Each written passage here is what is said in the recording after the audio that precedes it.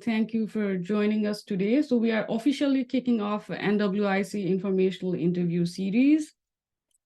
Before jumping on to our session today, I would just like to briefly touch about NWiC. So NWiC is one of the Anita B Sisters affinity group and was founded back in 2019. It is an online community based in USA and Nepal, and there are other members as well, but mostly based in USA and Nepal. And we aim to foster an encouraging and empowering community for Nepali women plus in the tech and STEM field. And we organize multiple programs to serve our community, so do keep an eye out and try to participate in those events. Now coming to informational interview series, we just started it. This is our first session, and this was started to provide an avenue for our members as well as wider audience like you who are joining today to help interact with successful STEM career professionals as Sanskriti, who we have today. And with this, we also want to help participants to know about different career one can have with their degrees, and then also facilitate networking. And last but not the least, so we have wider audience today. So just to give some basic information about what actually informational interview is. So it's basically a chat one would do with the person whose career you are interested with or aspire to be. The chat can be either a phone call or like in person, like coffee chat. So with that, one wants to know what are the roles of that specific position and how to get into that specific position. So with doing that, you have better idea about how to prepare for that position and also if you would like it or not. So it gives you some information about it. And with that, you also build your network, which is very important when you are doing your job search. So I would really suggest the people to do some informational interviews if you are finishing your degree or you are soon looking for positions. I did it. I know a lot of people do it, and I'm still doing it for if I see people who have career that still interest me. So it's never late and it's never, it's always useful to do such interviews. And now finally coming to our speaker today. So we have Sanskriti Lamsal. She is a senior software engineer and digital creator. She is passionate about improving the community, business, and lives through modern technology. So with this session, let's get better insight into her career trajectory and know more about what actually software engineer position is. So for this, what it's gonna be is there will be Q&A first between me and Sanskriti, and the floor will be open for audience. So later you can ask if you have very specific questions to Sanskriti. Sanskriti, so welcome. So I will, yeah, it's nice to have you. I'm glad you are finally in one of the NWiC event. I was looking at your profile for quite a long time. Okay. So let's first start with your career trajectory. So how did you get here today? Yeah. So hi guys. As you all know, I also kind of I guess I can take myself back 8 years. I was actually I always wanted to be a doctor, and I always thought I would be a doctor. I had pretty good, grades in +2, and that kind of meant that you are meant to be a doctor, especially when you are a girl. So I tried giving the MBBS entrance exam. I tried for 2 years, and obviously it was very competitive. Like Harvard has acceptance rate of 4%, but IOM MOE has acceptance rate of like 0.4. So you can really tell like I was not meant to be, and there were much more talented people than me. So I guess then I kind of decided like, oh, what is the industry that really has a scope? The industry that I can probably do something in. And I think that's when I kind of Googled what are the top most paying jobs, or what are the top fields that's gonna be there for next 10 years at least. So that's how I can find about found about computer science, and I studied that, and I got my internship in my third year of college. And after that, I joined full time. They were very nice. They offered me a return offer, and then I know I've been here for about 3.5 years, and just continuing as a engineer at one of the consulting firm, and I'm based out of Boston. So that's kind of my journey. Yeah, I kind of resonate because being in Nepal, I also was initially going for MBBS track and later kind of realized blood and all that is not for me. So I kind of started looking out for other options. So yeah, it's nice. So it looks like it was a very proactive decision for the future to know where the job market is and how, I mean, how you can be secure. So it's a nice move. Okay, so next, since you are already in the position right now, so what is your day-to-day activity looks like? So for me, I work in a consulting firm. So I do not have like a fixed tech stack or fixed role. Sometimes I would be working on um, finding which architecture is kind of best for the software that we're trying to build, and sometimes I'll be hands-on coding all day. So it really depends, but obviously I'll have my stand-ups in the morning, and usually it's like a very self-time, just coding, and then a lot of times so working with the QE to make sure that whatever I wrote is working properly, and just like working with the team, and debugging for hours, and thinking about the code during the night, I guess. But yeah. So it's not like a 9 to 5. Do you work off hours as well?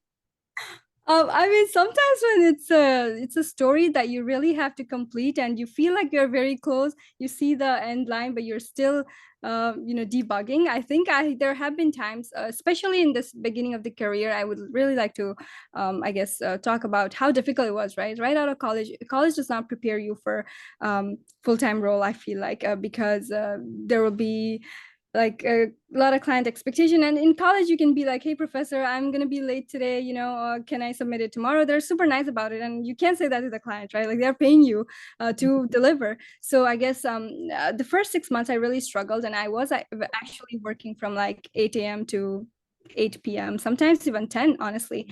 And once I kind of started getting hang of it, and then now it's more chill, but definitely in the beginning, if you're kind of starting, don't be nervous if it's taking you long to figure out or complete the task.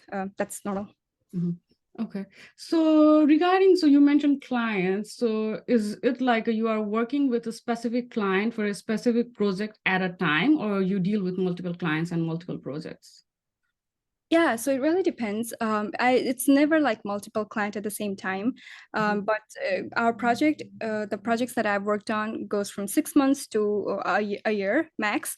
And what I really like about that is if you don't like a team, let's say, which sometimes happens quite a lot than you think, that after 6 months you're going to have a different team.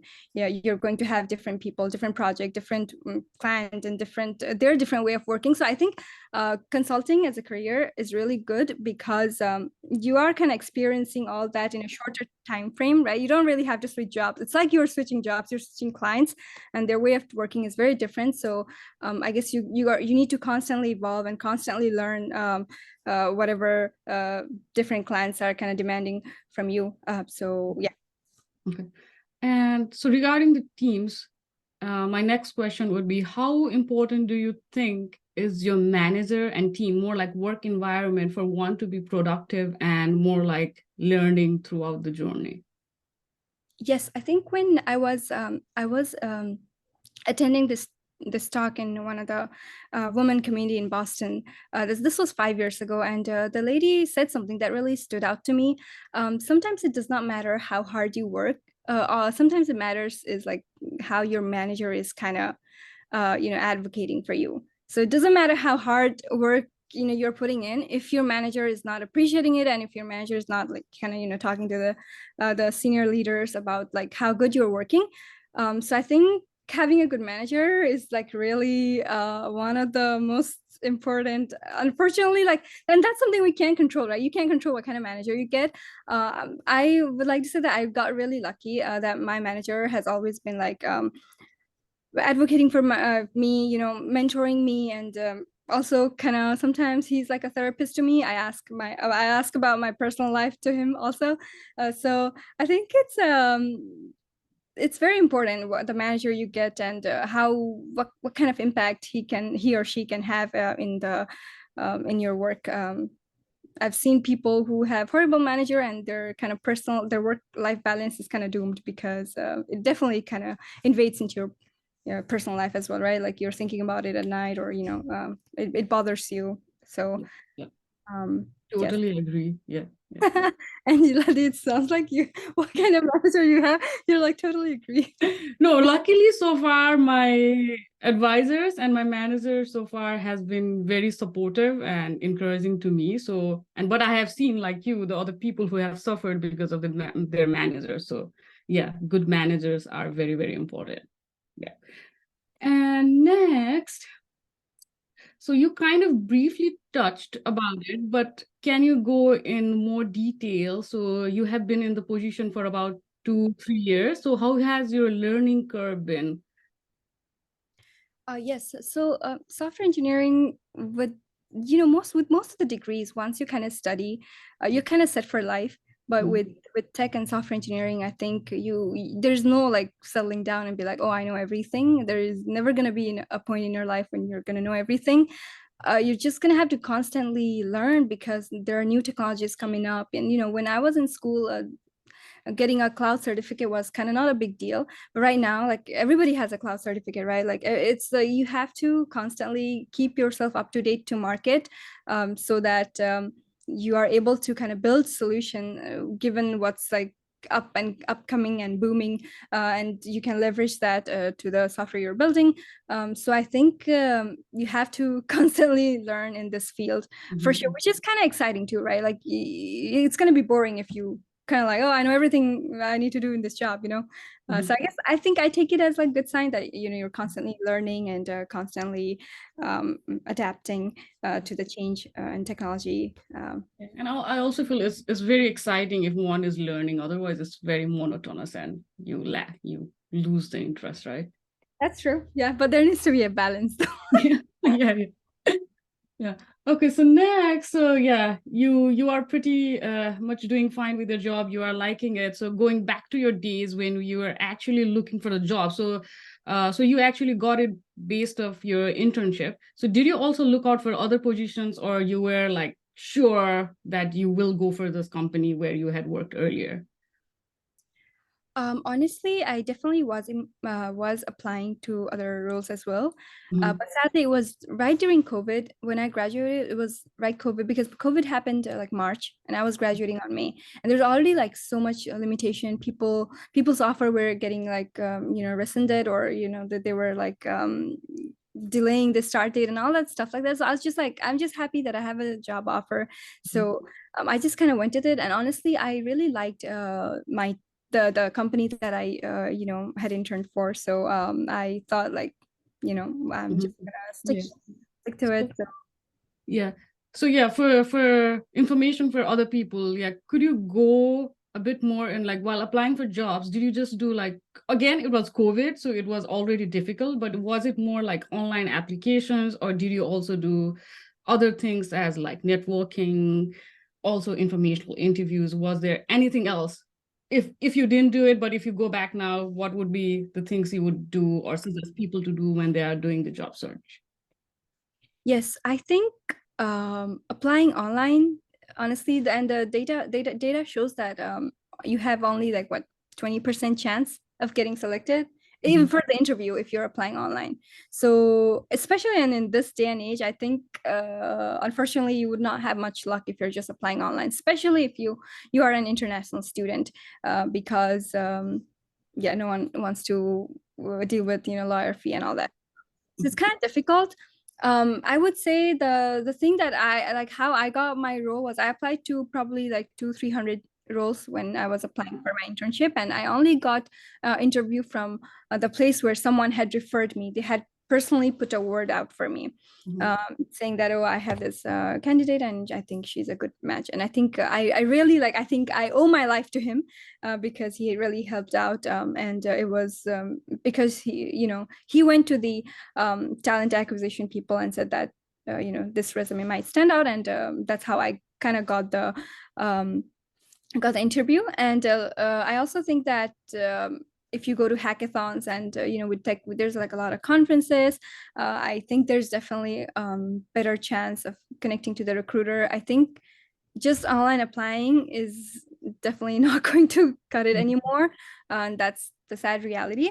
But I also think that there's definitely more opportunity this day than ever, because you can easily connect to the recruiter on LinkedIn and kind of send your resume and talk to a lot of people. Just get out of the comfort zone and yeah, don't rely on online applying and just saying that, oh, I'm not getting any jobs. You might have to do more than that these days.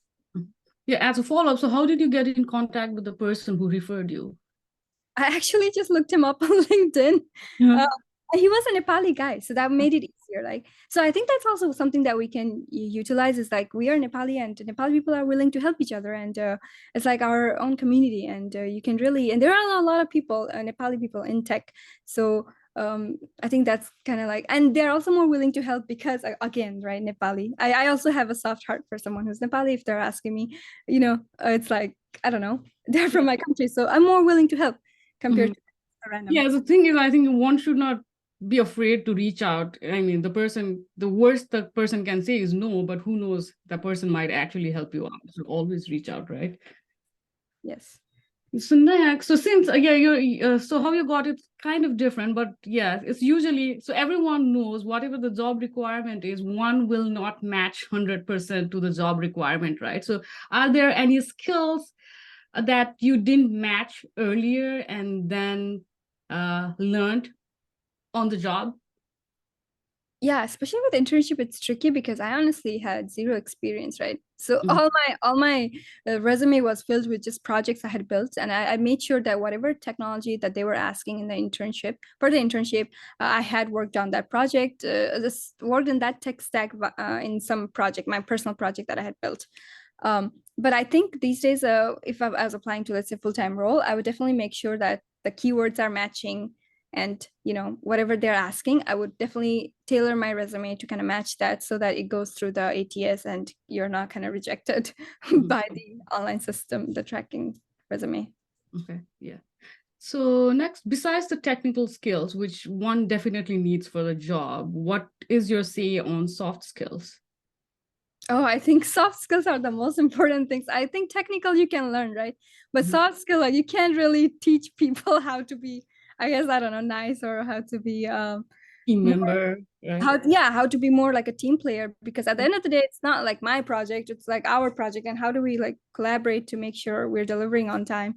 So I think soft skill, that's why I give like 2 soft skill interview, like behavioral interview, and 2 technical. So you can see how companies are really starting to focus on behavioral interviews too, because they know that you technical skills they can teach eventually, like everyone will learn it, but soft skills is something that you can't really teach. And I think they try to put a lot of effort and asking questions that shows kind of like how you approach a certain problem. For me, I was asked, let's say, like, tell me about a time when you had to deal with a difficult person. So I kind of brought up the story about how when I was in a team project in my school, I had this one guy who never put any effort in the project.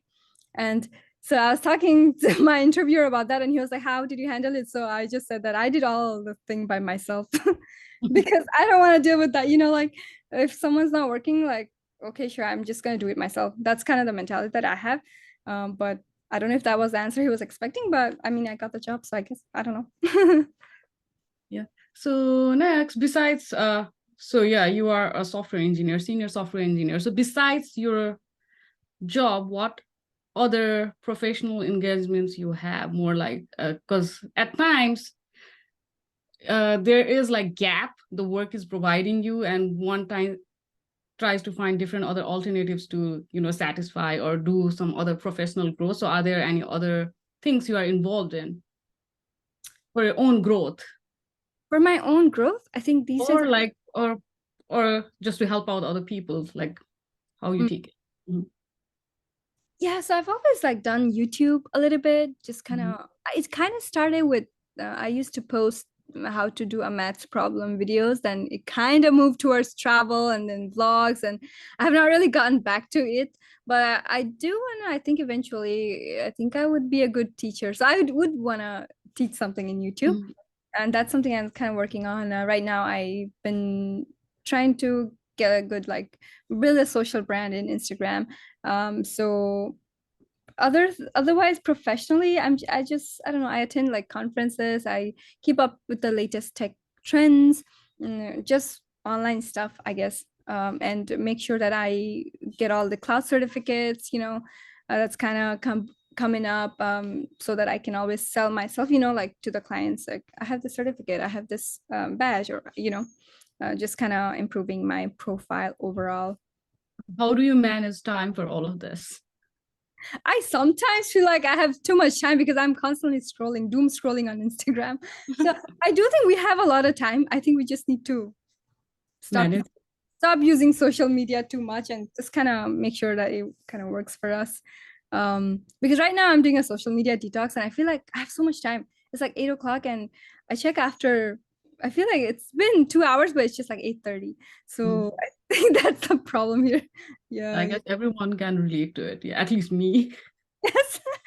So. Yeah. So yeah, so I mean, so you seem pretty fine, but are you happy with the, besides the social media, if you take the social media out of it, do you find your work-life balance fine? Are you happy with how the schedule is and how your life is going on with your work plus personal things, time-wise? Yes, I think I feel very fortunate, which is why I also have not been kind of actively applying to other companies because I really like the job that I'm working on right now. And like I said, I kind of like consulting. I Mhm. think I would love to continue for a couple more years because just because I get so many variety, so many projects, so many people, like so as of now, I've worked with let's say 5 projects, right? That means 5 team, 5 managers, 5 project manager, 5 way of like seeing how a team works, right? In reality, I would probably have to switch like 5 jobs to kind of experience that. Mhm. So I think I really like it, and the work-life balance. Like I said in the beginning, it was very difficult. I used to work like 10, 12 hours a day, because and it was not because the work was hard, but I think I was like incompetent, or I Mhm. did not have enough information because I was just coming right out of college and I did not know a lot of things like how to write a unit test or things like that. So I would so right now I'm kind of like I know where to look up problems. I'm still not like great at things, but I know that I can find a solution to a certain problem. Before, back in the days, I just used to focus more on the problem, like, oh, this is the problem, this is the problem. Right now I'm like, oh, okay, we have the problem, like stating the problem is not going to fix it anymore. So I'm more inclined towards find the solution. So I guess that shift of mindset kind of helps. Yeah. So yeah, you seem quite satisfied with your position right now. But if you think like, do you envision anything like what would be your next career move be? So right now I'm trying to be an architect. Like I think I would definitely enjoy architecting a solution compared to actual coding. Mhm.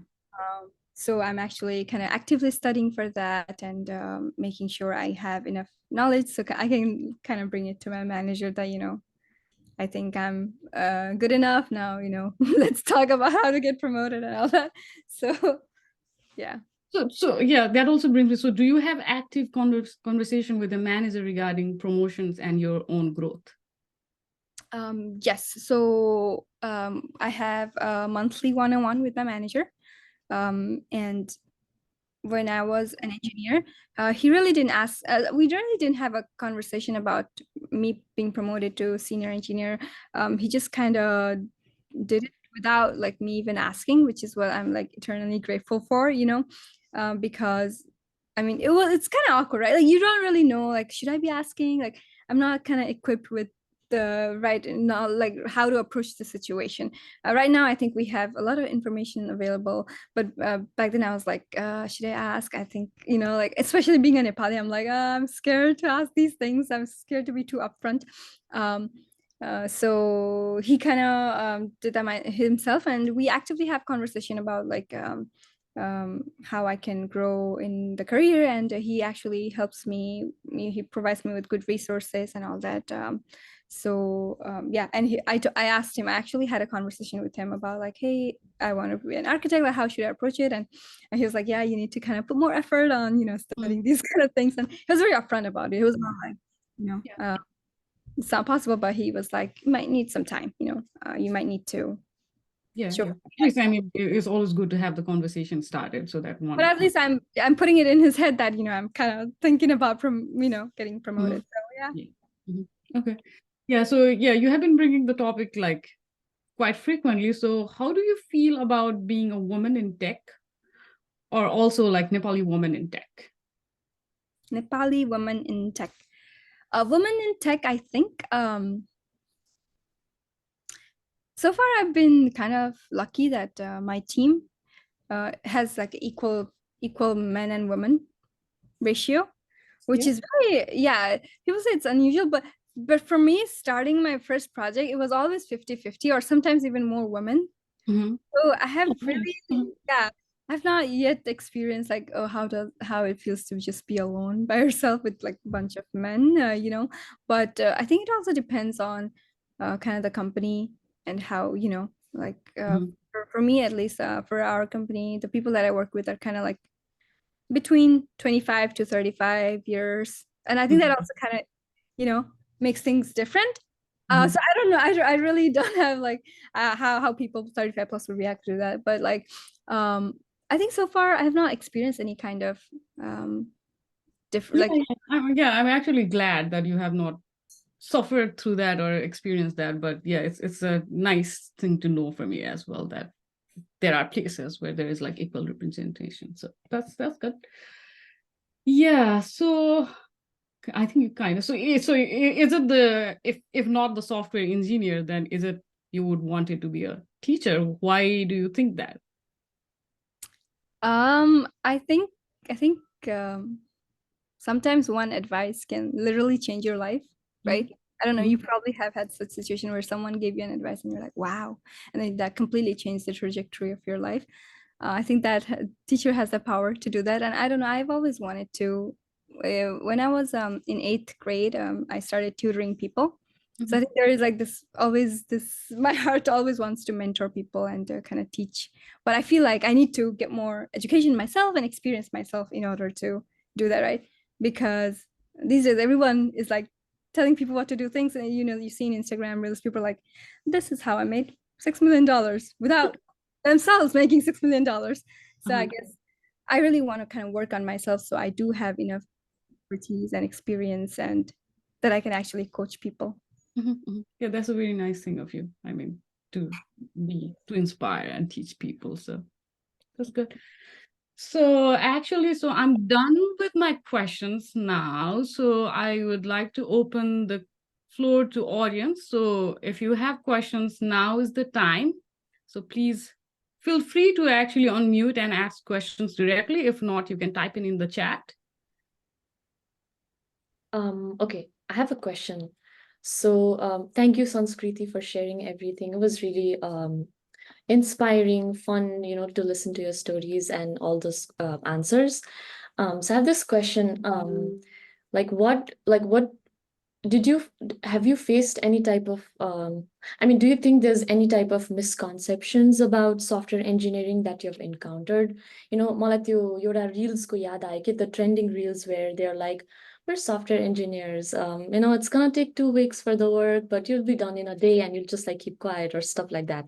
So do you think there's any type of misconceptions you have encountered, or yeah, anything like that?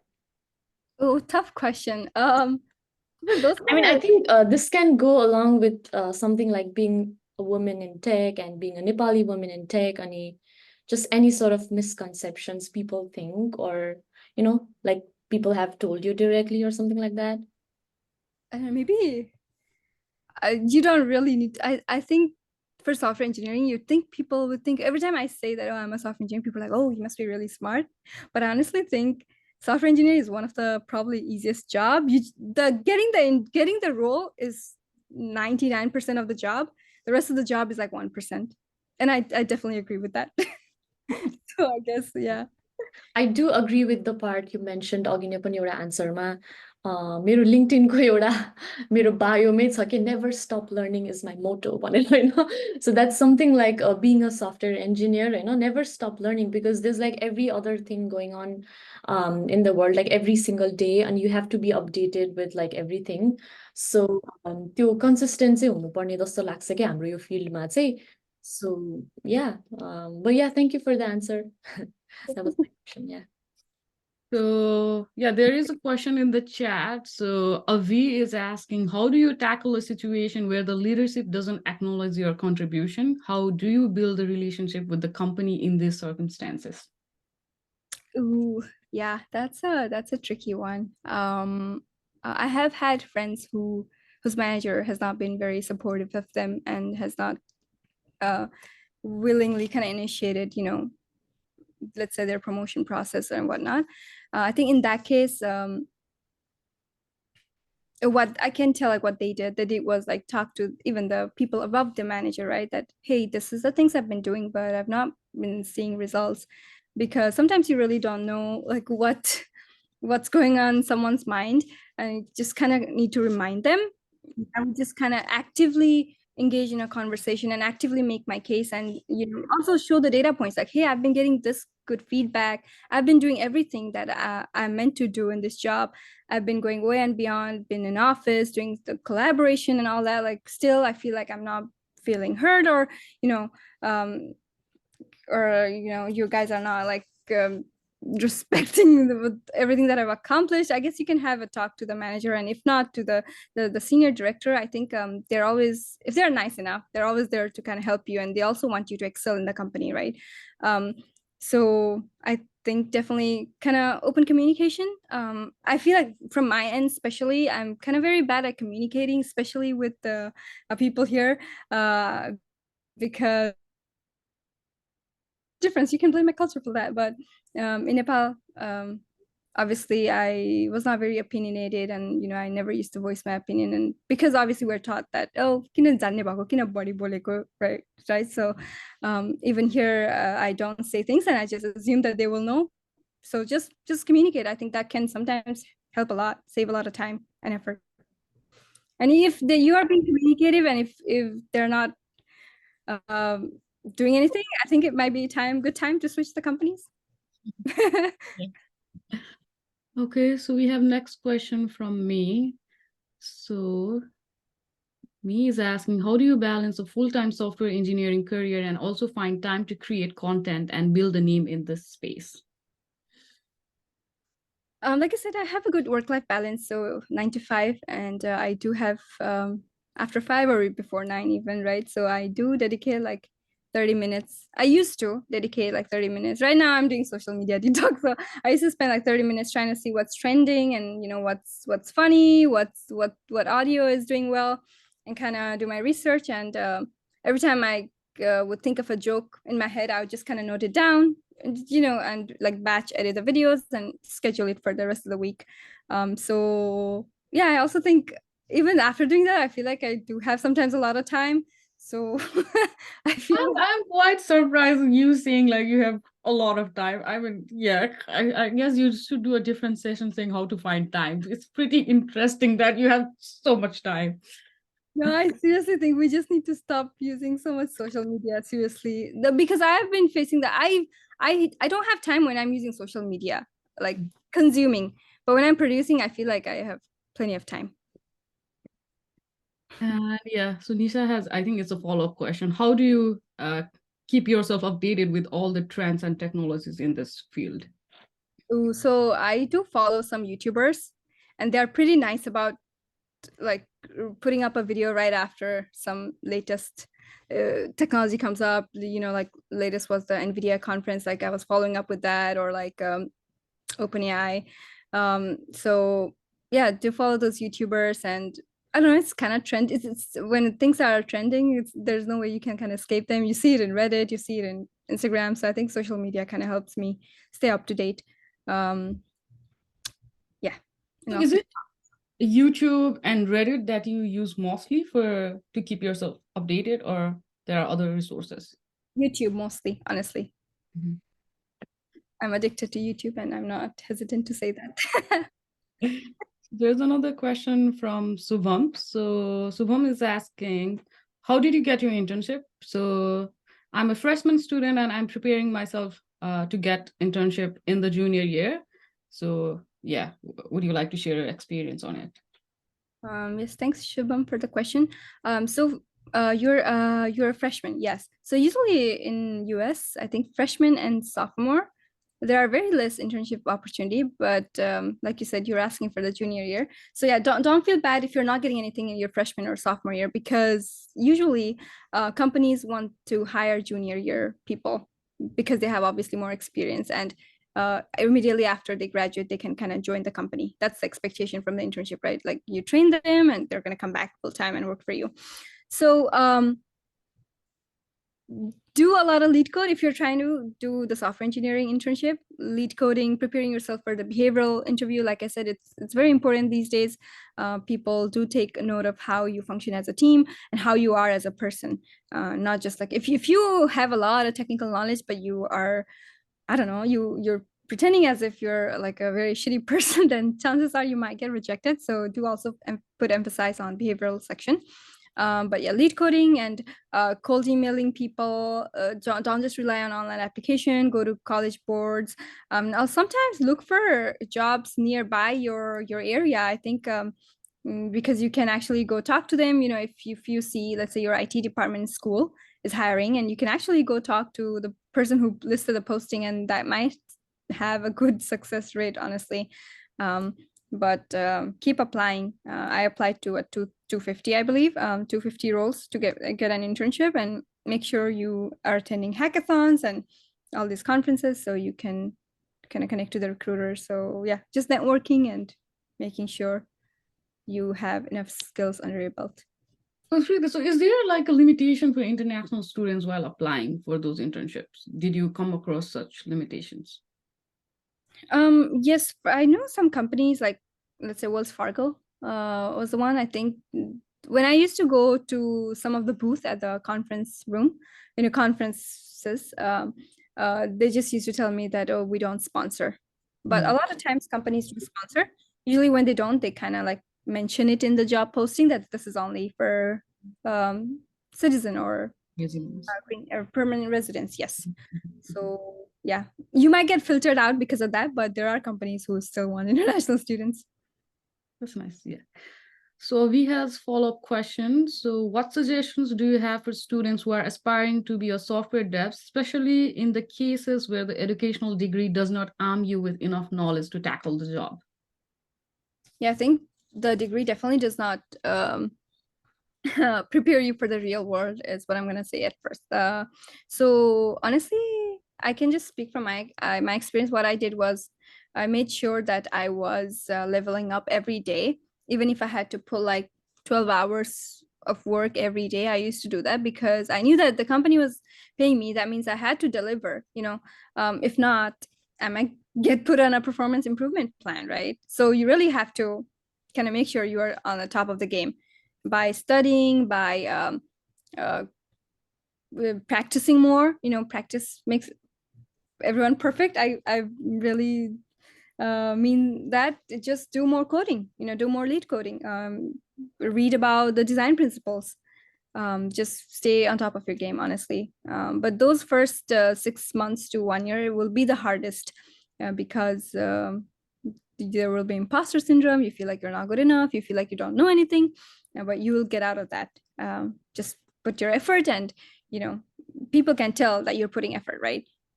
So there are two ways you can kind of see things. When someone says like, oh, I don't know much about it, and they do nothing about it, and there's another person who's like, oh, I don't know this, let me find the answer, let me reach out to the right people. And don't hesitate to ask questions. The mistake that I did was when I was in my first client project, I didn't used to ask questions because I didn't want to sound dumb. And I felt like I had to note that. So I wouldn't ask anybody. But right now, if I'm stuck on a problem for more than 2 hours, that means that I need to ask for help because it's not getting any better. So that has really saved me. Yeah. So also touching back to the imposter syndrome, there were people who asked that question in the during registration. So by the looks of it, you kind of face some doubts regarding when you were initially starting your position. Right now, you are much more confident and you know how to navigate the way. So initially, when you had doubts on the things you are doing or your performance, how did you handle it?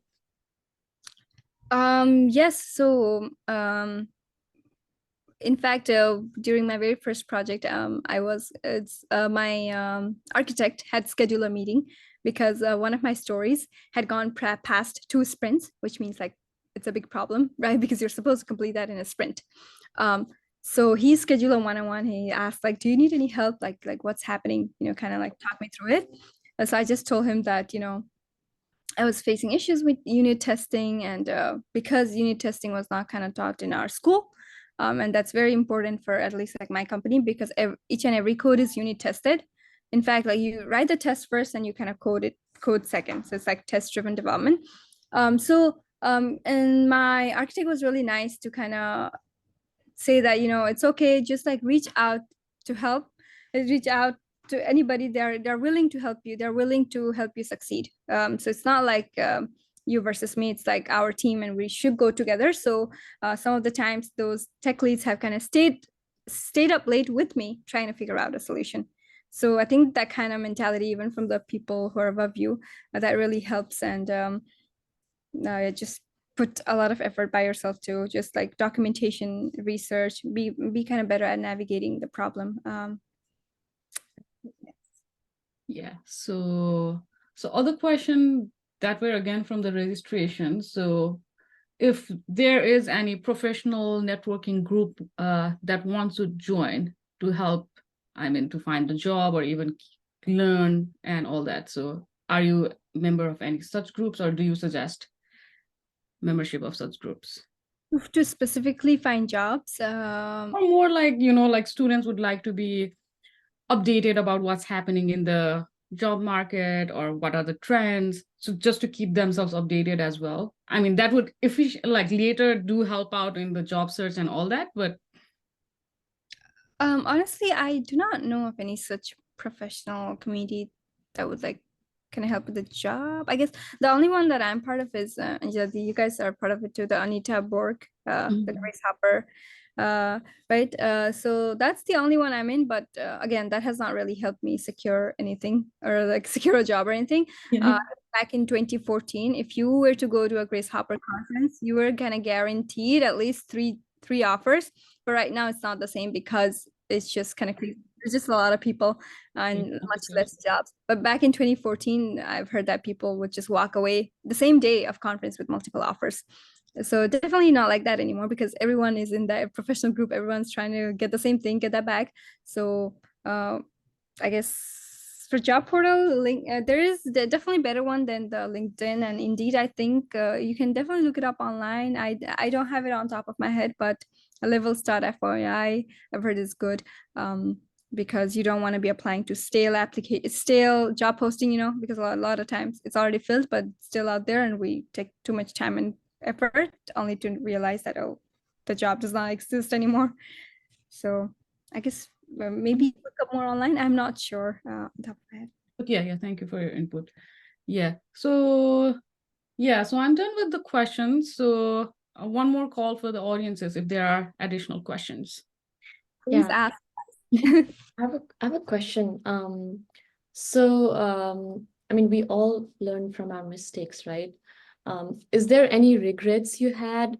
Because, a lot of people reach out to me on LinkedIn asking about like tips and all those things for job search, even like college and everything. So anything like, and I do tell them about like, me underestimating like connections, like the power of connections and all those things. So anything on top of your mind, do you have any regrets or something? The only regret I think I mentioned before was like not asking the right question at the right time, or like, before it's too late. Just ask the question. There's no such thing as, oh, you're going to look dumb. In fact, you're going to come across as smart because by asking questions, you're gathering all the information that's required. So later you'll not, you would have done all the work, but then you realize that, oh, the what I was supposed to deliver is not what I delivered because there was this lack of communication. So definitely ask question. If you're stuck for more than 2 hours, just ask that. Just ping in Slack channel. That's the only regret I have.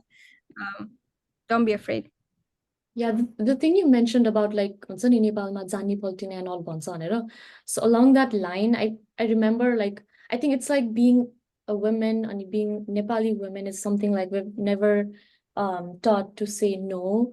हुन्छ नि अब and also like अब mistake गर्यो के भयो भने ओ बर्बाद भयो टाइपको के. That's why maybe we do hesitate a lot to ask questions सुरुमा. I think eventually we all will learn हैन यता आएपछि अनि how the culture is here. So I feel like yeah, that's also the thing. Like Nepalमा चाहिँ like के गल्ती गर्यो भने so बर्बाद भयो. So let's not even ask the question. Let's not even like अगाडि नबढौँ हैन. So that makes sense. Yeah. Thank you for your answer. So yeah, adding to it actually, so after academia, I started my job in November 2022, right? So initially, I was also afraid because like about यत्रो पढाइसकाएर गयो होइन, like it's like dumb to ask questions. And as I went on, then managers started asking help to me. Okay? And then I realized like everyone has like different expertise and you're supposed to ask and try to sort out things faster. So it was a slow realization, but yeah, so no one expects you to know everything in companies. Yes. I think especially if you're like more competitive and you've always been the topper, I think the ego pani huncha. So you're like, I should know all this, like, oh, I should not be asking. And you realize nobody knows everything. So also अनि यस्तो अब यत्रो interview पछि जब पाएको हुन्छ नि त, so it's like you did the all thing to get this job and you don't know how to do that भनेर जस्तो question आउँछ के. So yeah. Okay, so there's another question from Amrit Preet. So do you have any tips for building your portfolio GitHub while on job search? I have not specifically come across anything where they have specifically asked for my GitHub profile or like, oh, let me see if you have all the green boxes in GitHub. So that's why I didn't used to put my lead code solution on GitHub even, because some people do that in order to build that profile. If that's something that you want, or if you're actively working on a project, I would definitely kind of recommend pushing it to GitHub, just kind of to show that you're kind of active. I think it definitely, when you're aligned with several candidates who have same profile as yours, you'd be given preference. Let's say if you have done some lot of open what's it called, open source contribution and stuff like that. But for building the portfolio, I think as a student, all we can do is personal projects. Just put that in there, work on as much projects as you can, and maybe some projects that you're really passionate about.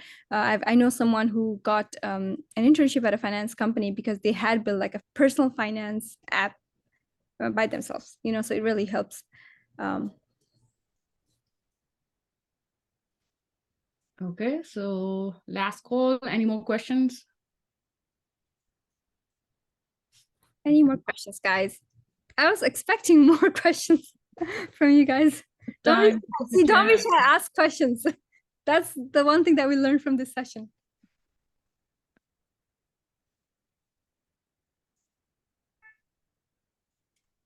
Oh, so there. What has been the most cherished experience in your career so far? Question by Ruby. Cherished experience was, I think. I hope there are many. I guess I was working with a really good team, and I think that whole project was like a very nice and breezy project. When you're working with the right people, I think every day it just feels kind of good. And one thing about that was also we had a 4-day work week. So we used to work from Monday through Thursday from 7 a.m. to 5 p.m. So I would have Fridays off. So I think that's also like, was really something new that we tried. And I think that project was kind of the best project I've ever worked on. So probably the cherished experience. Yeah, that's all I can think of because I got 3-day weekend. So yeah. Nice. Yeah. So I'm in the pharma, so we never know when the project might end. So does that happen to you, or the project sees full through the end? No. In fact, a lot of the projects that we work on never gets to production, never gets in the hand of people. So that's something I've just dealt with. I've made peace with it. So before I used to put a lot of effort because I thought, oh my God, like this is going to be such a big project. But nowadays I'm more like chill because I don't even know if that project is going to be actually used. So, and that's, How was your experience when your first project got shut down? Like, oh my God, 'cause yeah. for me, I was like sad for a day or two, like didn't know what to do. Yeah, like you put so much effort on something, and the way that my project was shut down, we got an email at midnight saying that starting tomorrow, all the work should be stopped. Yeah. And I woke up, I didn't see that email, and I was actually texting my team member, "Hey, how did you solve this problem?" And they did not respond. So I like went back and I was like, "What's happening?" So I checked the email, and it's like everything has been kind of shut. So it's kind of sad, but it's just how the world works, I guess. Is You what just it get is. used to it. Yeah. Yeah, I like one of the project. I mean, I was not working on that. तर मेरो company there was one project which my colleagues worked on for like good 5 or 6 months, and things were good. And last month production ma jane bela, they're like, oh, I don't think so. We need that, so let it be. And I'm like, oh my God, like, but I mean, just any like you can learn like something good out of everything, I know. So they were like, yeah, we learned a lot of new technologies and stuff, so it's okay. Thought, yeah, it was. That's one thing I miss about, let's say, being another professional, I guess nurse, right? You can see the result right away. Like you're seeing that you're serving someone, you get the result, like they're happy, they say thank you, but you can't get that in software engineering, I guess, unless you are, I don't know, OpenAI developer or something, I guess. So you don't get that instant. Or a front-end developer. Or a front-end developer, yeah, maybe like things look good, things look pretty. Yeah. Okay, so a few questions. So Nisha is asking, what do you enjoy most about being a digital creator? I think all the DMs I receive, it's just and all the attention that I've been getting. So and inspirational DMs. They say that, oh, you have really inspired, and that's something I enjoy. And then I like taking videos a lot, so I enjoy just like kind of make it so that the audience will enjoy it. So that I also enjoy the editing aspect of it. But obviously talking to you guys, asking you questions, or like the polls that I do sometimes in my Instagram, or like ask me anything kind of questions. I really enjoy talking to y'all. Nice. So one more question from Ria. Anything you would like to suggest that can help to build a good base for this field? Never stop learning, like LinkedIn. And one thing is like don't pay for any course. Don't pay for any online course. I'm telling you, there's a lot of information free. And if you feel like that free information is not enough for you, only then you can go ahead and buy online course. There's like a bunch of course for everything these days, right? So just don't fall in that trap. There's good information free online.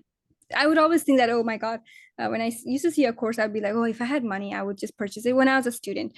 But there's a lot of free resources that people don't use. And sometimes I guess we value things that we pay money for, but make sure you kind of exhaust all the free resource before you try even considering purchasing something online. So yeah. So adding to it, so yeah, of course your mirror field फरक छ so in my case it doesn't help if I take the course. It has to be implemented in the projects, the skill set हुन्छ नि कोर्सले लिएको भन्दा नि प्रोजेक्टमा I have done that, I have used this blah blah blah भनेर भन्दा चाहिँ it's more productive, or people take it nicely. So does that happen in your field as well? I think it does help when you have certificate in our field. Like if you are AWS certified, if you're GCP certified, sometimes client asks for that requirement. So they're like, we need someone who is AWS certified. So in that case, it definitely helps, right? But obviously the end goal of taking a course is so that you'd eventually apply it in a project. So I'd say that take a course and actually like implement that in a project, and also make the project go live so that your friends can see it and you can see it's some, it feels good when something you have worked on is hosted live. So that's how you can kind of build also your personal portfolio and all that. But I think it helps, Didi, to answer your question. Okay. So Anupama is asking, what is your opinion on being engaged in more than one field? Like you are a software engineer and also a digital creator. I have seen many people having 2 or 3 things going on at the same time. What do you think about it? Yeah, I think eventually, if you're a normal human being, you are gonna get burned out. So I actually got burned out. I started November, this whole reel thing, and I got burned out this like February. I was like, this was one day my screen time was like, I was talking to Anjela before this meeting. Screen time was like 9 hours. And I was like, something needs to happen. This is not very good. And I never was on social media before like 2020. When I was in college, I did not have social media. I just used to use Reddit. And I think my life was much better back then. So I think obviously I don't know. I think you need to find a balance, but I'm struggling to find the balance. I've been actually talking to my friend like, oh, see, this is how I've been feeling. And she's been like, oh, that's the same I've been feeling. So every time I've talked to people, everyone's kind of going through the same thing. Yeah, I think it's good if you have 3 or more things going on in your life. I guess just find a balance and kind of sit and reflect on whether this is the life that you want, and whether this is what you were trying to accomplish. So I've been taking this month off to kind of see and reflect on how I want to go about this whole thing, because yeah, I think definitely we get burned out, especially with social media. So I hope that answered your question, Anupama. Yeah. So any more questions? Oh, wow. So yeah, so we are on time. So Sanskriti, thank you again for being the first guest speaker for our session. It was very informational and we quite enjoyed it. So thank you again. And yeah, we'll keep in touch and enjoy your vacation. Do not use social media. Do not get burnt out. Yes, so this was very helpful. I think NWIC's initiative has been like really, really, really good. I'm looking forward to more speaker session like this so we can kind of learn from them. And yeah, if you're in this meeting, guys, I think you're already doing better than the rest of the world. You guys are actually proactively like, seeking information resource. And I think that's already like one step forward towards what you want to accomplish. Thank you for bringing that thing. Yeah. And again, it's always good to talk to people, network to people, so that you build your network, contacts, portfolio. So always reach out to people. That's what I would suggest. Exactly. Okay, so with that, I'd like to end the session, and thank you everyone for joining, and thank you again, Sanskriti, for being our first guest speaker. Thanks, everybody. Bye. Bye. Have a nice weekend. Bye.